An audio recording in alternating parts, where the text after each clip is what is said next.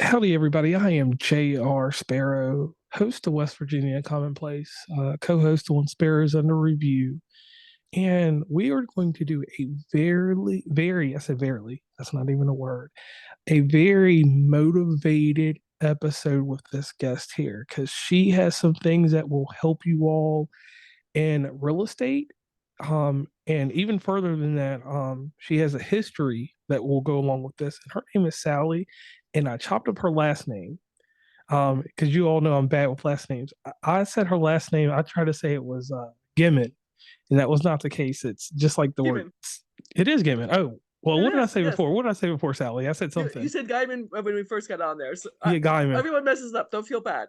Yeah, and all you got to do is switch the G with finesse, and it's Simon, or vice versa. So the nostalgia question that we always ask on the show, Sally, is who are you? So we already know who you are. We know your name, but let us know why you're here, and then we're going to go into some deep questions, and we're going to learn a lot about you. Excellent. I appreciate you having me, JR. I am a real estate investor who got in trouble with short-term capital gains in 2019. All of a sudden, I had to come up with $79,000 that I did not have.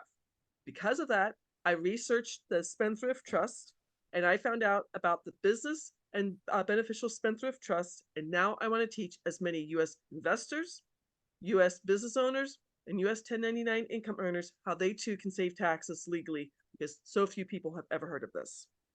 All right, I'll definitely need to know that because some of the things I do, and especially with podcasting, it's a 1099 business and with my other endeavors. So let's do this real quick. You were an insurance agent 20 years ago, correct? Correct. I still have my licenses, correct. All right, so tell me how your journey into real estate investment was motivated. Like, what was the pivot? What made you change? Because I mean, they're not even close. Like, that's two different dynamics. That's here and there. It's kind of putting it together because in 2019 I was working as a Medicare broker and I wholesaled 7 properties after work, doing things like that. Literally, this is funny. I got fired because a woman, if you know about Medicare, we were doing a special campaign in Texas, and a woman who had to get her insurance policy, because she was turning 65, moved 4 miles over the border to New Mexico, where I was licensed, and I issued a policy, and I got fired for it. The next day, I wholesaled a property and made $18,000 on it. And I said, "See ya." So that's. I still have my license because I'm never going to take that test again, but I don't do insurance anymore. Okay, that's respectable. Now, your experience at purchasing bank-owned properties during the pandemic demonstrates your ability to spot opportunities. How do you identify the investment opportunity, and what was the process like? Quite honestly, that bank-owned property was part of my real estate group. My mentor, Jay Tannenbaum, has relationships with banks, and we would get, it's called a tape, but basically it's an Excel spreadsheet, and that's where I was getting my properties. Currently, I've moved to North Carolina since 2019, and I'm doing what's called upset bids here in North Carolina, and I'm doing pre-foreclosures. Just in my zip code, there are 249 houses in pre-foreclosure that I've contacted all of them because My God. Yeah, that's a lot of people. Yeah, and the crazy thing about that is with my job, we didn't get to talk about that in the pre-call or whatever. I travel, so I was just in the Charlotte area, and then that one day that I had the weekend off, so I went to Winston-Salem, Charlotte, Greensboro area, just floated around there. Okay. And previously, like I've been all over, North Carolina. Heck, I went to Elizabeth City, so you can tell, and even Wilmington, so you can tell that I've been the whole gamut. And I went to school at Appalachian State, so I traveled that area. Okay. So I can kind of understand what you're saying when it comes to property out there, because North Carolina's a different place, a really different place.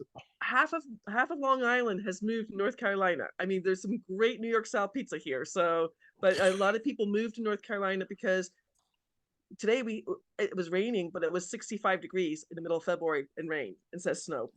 Right. And it's just that y'all have that great weather. Now, researching ways to minimize capital gains taxes led you to business and business and beneficial spendthread trust. Can you explain how I had to get that right? That was a tongue twister. Can you explain? But you got it right. Yeah, can you explain how these trusts work and how they've helped you defer taxes legally? I love that question. Most people have never heard of the Spendthrift Trust. 97% of trusts sold every year are what my mom and dad had and what Susie Orman talks about on PBS television, the family trust. The only thing the family trust does is avoid probate and then it dissolves and goes away. This is exactly what the very rich families, the DuPonts, the Carnegies, the Rockefellers, the Kennedys have. The Spendthrift Trust comes from England way back when King Henry VIII started the Church of England, the famous king who chopped off his wives' heads. He started the Church of England. He went to go tax the lords and ladies of England. They went back to the Magna Carta and it's contract law. It came to the colonies while we were still part of England. The law firm I work on behalf of inherited a trust that turned 350 years old in 2023. So it's 3.5 centuries they've been saving taxes. Our current tax code went into effect February of 1913, and the super rich families of that time, the Rockefellers, the DuPonts, the Carnegies, made sure they could save taxes. Well, if they can save taxes, JR, you and I should know about this and decide if this is appropriate for you, for us too, because everyone should be on the level playing field at the same time. Okay. Whoa, I mean, that was like that was amazing there. So I want to ask you this though, and this is just Mhm. political wise about this. What type of legislation threatened to raise capital gains taxes, and how do you believe the Spendthrift Trust can continue to be beneficial for investors? Because that was something that Fantastic. Mhm. well, I'll say this, that like when I started researching this, and this is what I get happy about when I have a guest that comes with something that is uncommon. Okay. And this is something that was uncommon. So I'm learning more stuff, and it's in my financial literacy is getting like, you know how you have a wow moment. That's what I'm having when I'm learning about this, because I said that, after this, and I'm in a boot now because I hurt my leg or whatever. So I had a lot more free time to invest in learning about this. I'm gonna have a conversation with you outside of this about some more of this. But can you tell us what legislation threatened to raise capital gains taxes? Correct. The IRS tax code can only be changed by the Congress. I'm not trying to be political, but Congress is at their loggerheads right now. We might be shut down. What would happen if they do change the tax code is 643B, like Bravo? That's what the trust is based on. There's 5 elements to the trust. If they change the tax code, I can't sell the trust anymore. But once you start the trust, it's a contract. They can't break a contract. So that trust that's 350 years old, that can never be undone. I do have both the business and beneficial trust. If they change the law, they can't stop me from doing what I'm doing because it is a contract and it's a contract that um, they it's like a contract, a breach of contract they can't deal with. If you do some research, there is some controversy about 643B, not the trust I sell. I sell the Benson Financial Trust. It's never been audited. It's 75 years old. Some of the trusts do LLCs in different states, like Delaware versus Nevada versus Alaska. The Benson Financial Trust cannot hold any LLC or S corp or C corp. So that controversy that you might find, it doesn't pertain to the trust I sell. Okay. Hmm. Now, getting into the back into the real estate investment, what would Mhm. be advice you would give to someone considering doing real estate investment, especially in light of changing tax laws and economical conditions? Honestly, the top millionaires in the United States, they all have some form of real estate in their portfolio. It's a very fast and easy way to make real estate. If you just if you go to a real estate agent who knows what to do, they can give you a list of foreclosure houses. They've all received that letter saying they got 90 days, and a list of pre-foreclosure houses, which they're behind on their payments, but they haven't gotten that final letter yet. And just start door knocking. Just go up and knock on the door and leave a notice saying, "I can help you with your situation." If you wholesale a house, that's where short-term capital gains come in. You can make between my lowest was $5,000, my highest was $36,000. I mean, that's just door knocking is such an easy thing to do. Whoa. That's wild. You've Yes, actively involved in sharing your knowledge and insights with others through Real Estate Group and When Women TV. What mhm. inspired you to start these platforms, and what do you hope to achieve with them beyond what you've already achieved? I like that question. I teach in my real estate group. I figured if I got in trouble with capital gains, other people might get in trouble with capital gains. So the beneficial trust is going to save you capital gains, interest income, dividend income, rental income, and royalties, the five different taxes. And Win Win Women TV, unfortunately, a lot of women don't get they don't have opportunities. And Win Women TV is trying to help people all over the world. So I do have another website, www.learnwithsallymarie.com, to help people pay off debt very quickly. And that's what I get to teach. I, I just want to share my knowledge. I mean, people help me. I want to help other people. Okay. Now, in what ways do you think that the real estate industry, I said injury, will evolve in the coming years, and how do you plan to adapt to those changes? Great question, because it really did change just recently. With interest rates going higher, instead of doing like a wholesaling deal or fix and flip, I now have switched over to doing what's called seller financing. The last house I got, one of the reasons I moved to North Carolina is upset bids. I won an upset bid for $259,000. The house is worth $365,000. I got a family in there that they're going to buy the house in 2 years at 340,000. So they're making, they've got some wiggle room there. Um, they put a down payment and then they're paying me every single month. This is considered seller financing, which is interest income. So I'm going to save over $56,700 in 2 years in taxes on seller financing of this house. And the the family, they were in a small apartment. They had one child and the wife was pregnant.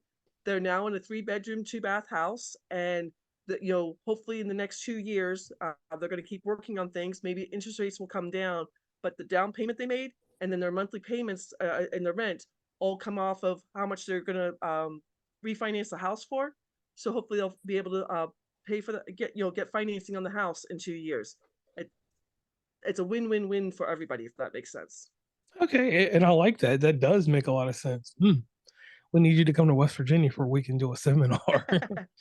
Oh, I've been Now, to West Virginia. I spent 2 summers in War, West Virginia, when I was a kid. oh Lord, It's a very small coal mining town. yes, ma'am. I know exactly where it is. Now, memorable success for you as a real estate investor. You've already given us Mhm, that, but I mhm. need to know. Me personally, I want to know a memorable challenge that you've learned as a real estate investor, and what lessons can you take from that now? I'm not trying to crow, but again, upset bids. Everything was put on hold because of COVID. They lifted the Public Health Emergency Act was lifted May 15th of 2023. I happened to go in Mecklenburg County is where Charlotte is. I'm in Yes. Union County. I went into the Union County courthouse, and it was they do 10 business days on these upset bids, and it had done 4 days in March of 2020, and now there were only 6 days left. You can't take your cell phone into the courthouse. So I came out and I called one of my clients that I knew who is just got paid, saved a whole bunch of money in dividends. I called him and I said, "There are 5 custom homes. Can you lend me $175,000, and then we'll split the difference." We won the bid the weekend after Memorial Day of 2023. We had one realtor open up all 5 houses at the same time. We paid off the mortgage. It was $3.5 million, and each of us made, my friend Don and myself, each made $600,000 a piece on just that one Ooh, deal. It was God, it was an amazing deal. I mean, he had the money. I didn't have $173,000. He had that, and I didn't have it. So to me, that was my biggest win so far. man, that's amazing. Yeah, thank God, Don. When I called Don and explained it to him, he's just like, "What am I guaranteed?" I'm like, "You'll get your money back no matter what happens." So So that was an amazing thing there. So, how do you balance the risk and rewards of real estate investing, especially in the uncertain times? Like, how do you like decide on, is this the right time to do this or is this not? Because like you said, in the different areas, because you could have went further into Mecklenburg, like you could have went to Mooresville or somewhere like that, or Denver or somewhere, close by in North Carolina. I mean, down there near Charlotte, and bought something and ended up in a bad spot. Because I see a lot of development out there. Because I was literally just in Mooresville 2 weeks ago. So I, they're building everywhere here. Yes, yes. yeah, I The problem with upset bids here in North Carolina is you can't get into the like I just the house I was telling you about the seller financing. I couldn't get into the house and see if the people who lost the house, it was a foreclosure. Did they pour concrete down the sewer, the sinks and things like that? Did they rip out all the lighting and stuff? It's a gamble. When when I won the house and I changed the locks and I got in there, they left it almost perfectly. I mean, it had to be swept up and the cobwebs had to be taken out, but other than that, I didn't have to paint anything. It was just amazingly left well. So there is a risk there. Um, I did one of my deals that got me in trouble with the IRS. The 7 deals in 2019. It was a house. Do you know where Thomasville, North Carolina is? yes, I do. The furniture. The furniture. Yeah, exactly. Well, it was this completely. I mean, if you saw the pictures of it, it was a shack.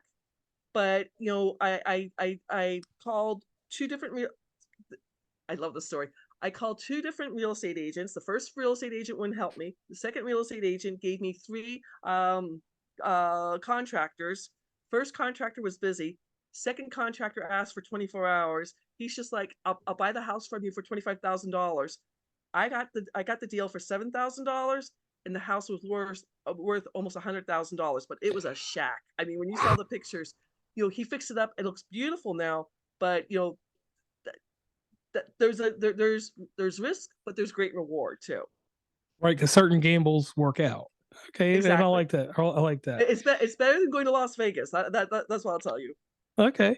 Now, looking ahead, what are your future goals and aspirations in the world of real estate investing and financial planning? Like, what's the next big thing for you? My big thing, the cats. My I was helping a niece. I've got 9 nieces and nephews. I was Whoa. helping one of my nieces pay her student loans. She went to a private school. She works for the county government in California. At Christmas, she told her other three sisters that I was helping her pay the student loans. So now I have to help all my nieces and nephews pay their student loans. So it's I don't know if you said you went to Appalachian State ASU. Do you have you paid off of your student Yes, loans yet? ma'am. Yes, ma'am. Congratulations. I mean, Samantha's 28 years old. Kayla's 20. They're steps. So 28, 26, 24, and 22. And so they all have debt that I'm helping them pay up. I'm financially free, but I'm trying to help them too. Right, because that's one thing that burdens our our younger youth. Because I'm 38, so obviously, I had enough time, but everything didn't get good until I was 33. So we know how that goes. So, moving forward along with this, if you could, we're going to do this little thing real quick. I pay homage to a show called 2020. It was a news magazine when I was coming up. John Stossel, he was the comedic relief. Diane Sawyer was pretty poignant when it came to the way that she interviewed. But there was a lady, the late great Barbara Walter. She was regal. And another thing about her is that she could make people real personable, and she could like just raise a certain level of. She is an it factor, basically. We both know that. So Sally, it's time to put you on the hot seat for your 2020 questions. Are you ready? Let's do it. All right, so here we go. Now, real estate investing is a hard pill to swallow. It's a lot of mental anguish, and sometimes it's heartache, but in your case, some of the heartache, it goes away because it becomes to fruition later. So, how do you handle the mental stress of what you do? Before I plunk money down, I really do look at the numbers, and then I have at least two exit strategies, so I know how I'm going to get out of a deal if it goes sour. Okay. Oh, so you're good. Now, with all the success and with all the money that has brought you, you you seem like you're a very humble person, so it probably didn't move you in certain different directions. But when you got a hold of this extra money, this money that you didn't have before, what was the first thing you bought yourself? First thing I did was pay off my debt. I paid off the, part of my story was in October of 2018. I got my favorite car, a Hyundai Veloster, a little sports car. Yeah, I know what you're talking about. Oh, I love that car. Driving to work, 7 o'clock in the morning. I was the second car through in a green light. Somebody ran the red light without insurance, and all of a sudden I had two car payments, and I went from being comfortable to eating ramen noodles twice a week. So when I paid off all my debt, I celebrated. I don't laugh at me. I went and got a Marie Callender coconut pie. And that was my celebration. Ain't nothing wrong with that at all. And that Volster, a lot of people out here have them. Oh, And it then was a fantastic car. I only had it for 3 weeks, and I didn't have gap insurance. And oh, yeah, and I was living in Phoenix. I don't know if you've ever been to Phoenix, I've but been to Phoenix. there is a light rail, but there's very little public transportation, so you need a car. I mean, Yes. I couldn't get from home to work without a car. Right. So yeah, I can see that. And plus that car being economical too and low kind of it was low profile. A buddy of mine has one in Ohio. I love that car. I'm a Hyundai Elantra, the old school hatchback one. I know that we're getting off topic, but man. So right there you got your Marie Callender pie. Ain't nothing wrong with that at all. All right, Coconut. so It's got to be the coconut one. coconut pie. Okay, coconut. Okay. No whipped cream on top. Of course, whipped cream. Of course. Okay. Now, one thing in life that we all have to decide on is this terminology for the word success. For me, success is just doing something different that I didn't do yesterday, or just gaining, and it doesn't have to be monetary. It could be spiritual or mentally, however you want to figure it out. So please define for us, Sally, what is success to you? And then after you define it, tell us about how you handle the self criticism that you give yourself to get to success. Interesting question. To me, success is doing 1% more every single day. So in 30 days, I've got done 30% more. So today, my goal was I had to send out emails to at least 6 different podcasters. It's like a Pringle. You can't eat just one Pringle. You've got to eat the entire can of Pringles. So just 1% more. And what I do before I go to bed, I write down the 6 things I have to do tomorrow in my a journal. And as I do the thing, I cross it off so I know I've done the things I plan to do. Okay. So, Okay. so for me to define success, um, just just being I think we are our worst enemies. How we talk to ourselves is we you would never talk to your best friend that way, JR. So, my mom always did this. Um, I don't know if you know, I was dyslexic as a kid and school was really hard for me. So whenever I would say something negative, my mom would tell me I had to say 3 good things. So every time I hear myself say something negative, I have to say 3 good things about it. So it can't be I don't walk to school. I don't walk to school with her. I don't eat lunch with her, and she doesn't live next door. I had to find other things like that. And gratitude. I write 10 different gratitudes every single day for a whole week. I can't write duplicate gratitude for the whole week. Okay, and I like that. And that right there wraps up those 2020 questions. And right there, that made you personable. And I want to thank you because now people have more to go on. Now, one thing that you did earlier, you did a little plug, but we on this show, we like to do the shameless plug. Can you give us a shameless plug where everybody can meet and greet you across the internet? I love it. My last name is rather unusual. So on Facebook, I'm not on LinkedIn, but on Facebook, on Instagram, on YouTube, there you can find me, Sally Gimon. My website is thetrustisyou.com, and I want to help as many U.S. business owners, U.S. 1099 income earners, and U.S. investors save federal taxes legally. Thank you for having me on your show, JR. I appreciate that. Thank you so much. And once again, we'll just wrap it up there because this was poised. This was just polished to death. You've been doing a very good job. So I want to tell you, thank you, Sally, for coming on. And in the near future, I will get some more information from her outside of this to put heavier in the show notes beyond what is provided by the great Pod Match. And I will get people in tune with this because I know a lot of people that work with me actually in my normal job that are 1099 workers that could use this because we have to worry Exactly. about every little penny and how we're going to equate for stuff. So I thank you very much for that. So on this note, she's Sally and I'm JR and we're signing off. Thank you. That was awesome.